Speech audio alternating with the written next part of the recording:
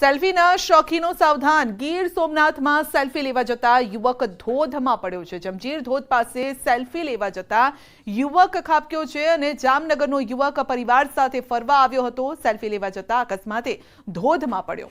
કોડીનાર ગીર ગઢડા પોલીસની ટીમ સ્થળ પર પહોંચી છે.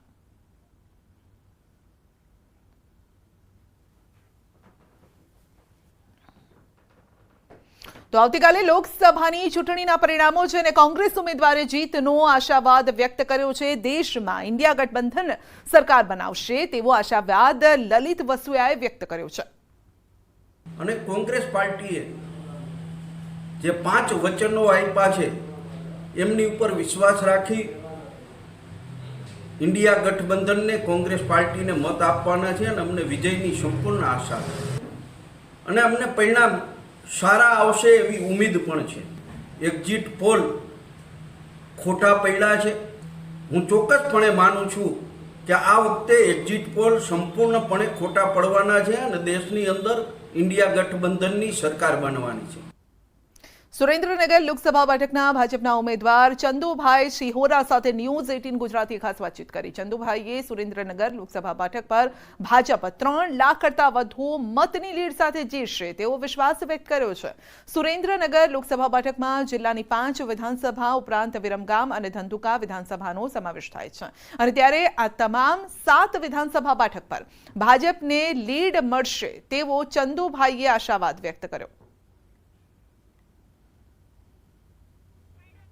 સુરેન્દ્રનગર લોકસભા બેઠકની મતગણતરીનું કાઉન્ટડાઉન શરૂ થઈ ગયું છે અને ગણતરીના કલાકો હવે મતગણતરીને બાકી છે. લોકોમાં પણ એક અલગ પ્રકારનો ઉત્સાહ જોવા મળી રહ્યો છે. ત્યારે આવતીકાલે ભાજપ જીતશે કે કોંગ્રેસ જીતશે તેના પર સૌની મીટ મંડાયેલી છે. ત્યારે આપણી સાથે સુરેન્દ્રનગર લોકસભાના ભાજપના ઉમેદવાર ચંદુભાઈ શિહોરા આપણી સાથે ઉપસ્થિત છે. આપણે તેમની સાથે જ વાત કરીશું કે તેઓ જીતનો કેટલો વિશ્વાસ વ્યક્ત કરી રહ્યા છે.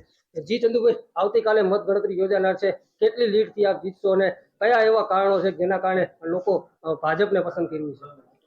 સુરેન્દ્રનગર લોકસભાની સીટ અમે 3 લાખ ઉપર મતથી જીતવાના છીએ. ગુજરાતમાં મોદી સાહેબે જે વિકાસની કેડી કંડારી છે એ વિકાસના પથને આજના આપણા આદરણીય મુખ્યમંત્રી ભૂપેન્દ્રભાઈ પણ એ વિકાસની કેડીને કંડારી અને શાસન કરી રહ્યા છે. ત્યારે સુરેન્દ્રનગર જિલ્લાના સંગઠનના તમામે તમામ મંડળના લોકોએ પણ ખૂબ સરસ કામગીરી કરી છે. ત્યારે આ લોકસભા અમે 3 લાખ ઉપર મતથી જીતવાના છીએ. ખાસ કરીને ક્ષત્રિય સમાજનું જે આંદોલન હતું એનું એપી સેન્ટર સુરેન્દ્રનગર હતું, એની કેવી અસર પડશે અને કોળી સમાજની જે નારાજગી હતી એની કેવી અસર પડશે? ક્ષત્રિય સમાજ હંમેશા રાષ્ટ્રવાદી ભાવનાથી વરેલો છે. ક્ષત્રિય સમાજ ભારતીય જનતા પાર્ટી સાથે જોડાયેલો છે અને આ ચૂંટણીમાં ક્ષત્રિય સમાજના તમામ આગેવાનોએ ભારતીય જનતા પાર્ટીનું કામ કરેલું છે. કોળી સમાજના પણ તમામે તમામ આગેવાનો ભારતીય જનતા પાર્ટી સાથે જોડાયેલા હતા. એમણે પણ ભારતીય જનતા પાર્ટીનું જ કામ કર્યું છે. ત્યારે આ લોકસભા સીટ અમે જંગી બહુમતથી જીતશું. કોંગ્રેસના ઉમેદવાર ઋત્વિકભાઈ દ્વારા અંદાજે 50,000 થી 1 લાખ મતથી લીડથી જીતવાનો જે દાવો કરવામાં આવે છે એના વિશે શું કહેશો? કોંગ્રેસના ઉમેદવાર ગત વિધાનસભામાં મોટી લીડથી હારી ગયા છે. એમના કરતાં તો આપના ઉમેદવાર પણ અમને વધારે મત મળેલા છે. ત્યારે ઋત્વિકભાઈનો જે દાવો છે એમાં મને તો ક્યાંય તથ્ય દેખાતું નથી. જીત્યા બાદ કેવા પ્રકારના કામો છે લોક ઉપયોગી આપ કરશો? જીત્યા બાદ જે ભૂપેન્દ્રભાઈ અને આદરણીય વડાપ્રધાન નરેન્દ્રભાઈ આ દેશના વિકાસ માટેના કામો કરી રહ્યા છે એવા ને એવા કામો અમે સુરેન્દ્રનગર લોકસભાના વિસ્તારના વિકાસ માટેના કામો અમે આદરવાના છીએ. આપણી સાથે ઉપસ્થિત હતા સુરેન્દ્રનગર લોકસભા બેઠકના ભાજપના ઉમેદવાર ચંદુભાઈ શિહોરાએ. તેઓએ 3 લાખથી વધુની લીડથી જીતનો જે છે એ વિશ્વાસ વ્યક્ત કર્યો છે. તો આવતીકાલે બપોર બાદ જ ખ્યાલ આવશે કે જનતાએ જે છે એને તાજનો જીતનો જે તાજ છે એ કોના સિરે પહેરાવે છે. અક્ષય જોશી, ન્યૂઝ 18 ગુજરાતી, સુરેન્દ્રનગર. તો આવતીકાલે મતગણતરીમાં આગામી સરકાર કયા પક્ષની બનશે તેનો ઘટસ્ફોટ પણ થવાનો છે. મતગણતરીને લઈને દરેક કેન્દ્રો પર તડામાર તૈયારીઓ ચાલી રહી છે. જ્યારે કચ્છ લોકસભા બેઠક પર આવતીકાલે 7 વિધાનસભા કક્ષ માટે અલગ અલગ 7 હોલમાં 14 ટેબલ ગોઠવી મતગણતરી હાથ ધરાશે. મતગણતરીને લઈને 2000 જેટલા સ્ટાફને ફરજની સોંપણી કરી દેવાય છે. જ્યારે કે કોઈ ચૂક ન થાય તે માટે ત્રિસ્તરીય સુરક્ષા અને સીસીટીવીની ચાંપતી નજર હેઠળ ચુસ્ત બંદોબસ્ત ગોઠવી દેવાયો છે. આ સિવાય ગરમીના લીધે આરોગ્યની 2 ટીમ પણ તૈનાત રહેશે.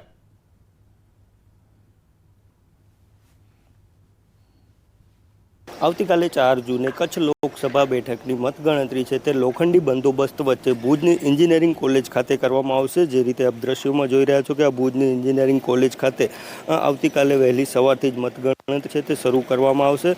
ચોક્કસથી જો વાત કરીએ તો 7 વિધાનસભા વાઇઝ અહીં કને ગણતરી કરવામાં આવશે। 7 જેટલા રૂમમાં 14 ટેબલોમાં અહીં ગણતરી કરવામાં આવશે। લોખંડી બંદોબસ્ત વચ્ચે તંત્ર દ્વારા હાલ તૈયારીઓ છે તે પૂર્ણ કરી દેવામાં આવી છે। કચ્છની જો વાત કરવામાં આવે તો રાઉન્ડ વાઇઝ ગણતરી થશે, જેમાં સૌથી વધારે રાઉન્ડ અબડાસા બેઠકના છે, જેમાંથી 27 જેટલા રાઉન્ડ અબડાસા વિધાનસભાના યોજાશે। ભુજના 22 જેટલા રાઉન્ડ યોજાશે। ગાંધીધામના 21 જેટલા છે તે વિધાનસભા વાઇઝ રાઉન્ડ યોજાશે। એટલે ચોક્કસથી વાત કરીએ તો આવતીકાલે બપોર સુધી છે તે જે ઉમેદવારો છે તે જાહેર થઈ જશે કે કચ્છ લોકસભા બેઠક છે તે કોના ફાળે જઈ રહી છે। સુરેન્દ્રનગરમાં લોકસભા ચૂંટણીની મતગણતરીની તડામાર તૈયારીઓ શરૂ થઈ ગઈ છે। સુરેન્દ્રનગર લોકસભા બેઠકની ચૂંટણીમાં કુલ 55% જેટલું મતદાન નોંધાયું હતું અને આવતીકાલે Surendranagar MP Shah arts and science college ખાતે વહેલી સવારથી જ મતગણતરી શરૂ થશે।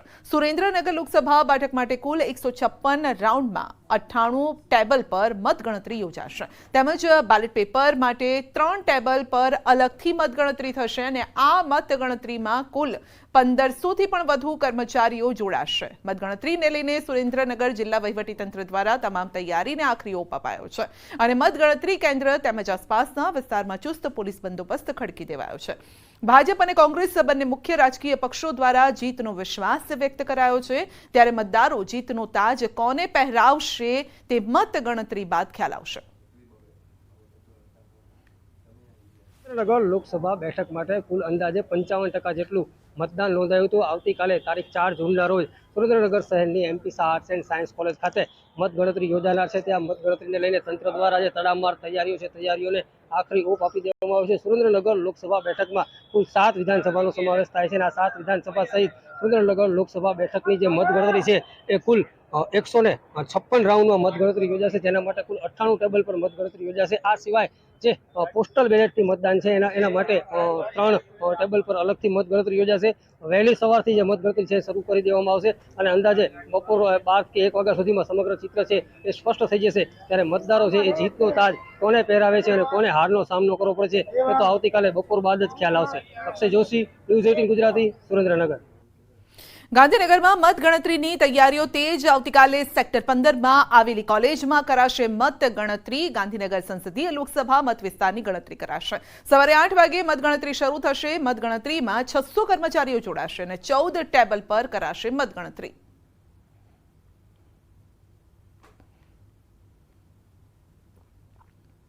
પાટણ લોકસભા બેઠક પર મતગણતરીને લઈને તંત્ર દ્વારા તમામ તૈયારીઓને આખરી ઓપ અપાયો છે। આવતીકાલે કતપુર સરકારી ઇજનેર કોલેજ ખાતે થશે મતગણતરી। પાટણ લોકસભા બેઠકની 7 વિધાનસભા બેઠકની મતગણતરી કુલ 98 ટેબલ પર 420 જેટલા કર્મચારીઓની દેખરેખમાં થશે। લોકસભા વિસ્તારમાં સૌથી વધુ રાધનપુર વિધાનસભા પર 24 રાઉન્ડ અને સૌથી ઓછા ખેરાલુ વિધાનસભા પર 19 રાઉન્ડમાં મતગણતરી થશે।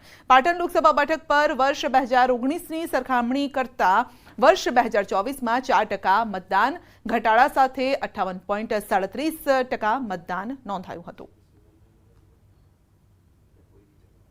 લોકસભા ચૂંટણીની મતગણતરીની પ્રક્રિયા આવતીકાલે થવા જઈ રહી છે। તે દ્રશ્યો બતાવીશ કે પાટણ લોકસભા બેઠકની મતગણતરી કતપુર એન્જિનિયર ખાતે કોલેજ છે ત્યાં થવા જઈ રહી છે। એટલે જે રીતે જે વ્યવસ્થા ગોઠવવામાં આવી છે તેની વાત કરીએ તો પાટણ લોકસભા વિસ્તારમાં 7 વિધાનસભા બેઠકો આવે છે અને 7 વિધાનસભા બેઠકની અલગ અલગ બિલ્ડિંગમાં એક વિધાનસભા દીઠ 14 ટેબલ ઉપર મતગણતરીની પ્રક્રિયા હાથ ધરાશે। જે રીતે વાત કરી કે કુલ 98 ટેબલ ઉપર 420થી વધુ ચૂંટણી ફરજના કર્મચારીઓની વ્યક્તિ હેઠળ આવતીકાલે શાંતિપૂર્ણ માહોલમાં મતગણતરી થાય તે પ્રમાણે પ્રયાસ કરવા જોઈએ। ચોક્કસ કે જે રીતે દ્રશ્યો બતાવવામાં આવે છે કે જે ચૂંટણી એજન્ટો સહિત જે ઉમેદવારો જેનો પ્રવેશ પ્રક્રિયાના જે તમામ છે તમામ જે સુવિધાઓ છે તે પૂર્ણ કરી દેવામાં આવે છે અને જિલ્લા કલેક્ટર અરવિંદ વિજયનની રેખદેખ હેઠળ જે ચૂંટણી મતદાન ગણતરી છે તે કેન્દ્ર પર રેખદેખ કરી છે અને આવતીકાલે શાંતિપૂર્ણ માહોલમાં પાટણ લોકસભા બેઠક અને મતગણતરી થશે। એટલે ચોક્કસ વાત કરી કે પાટણ લોકસભા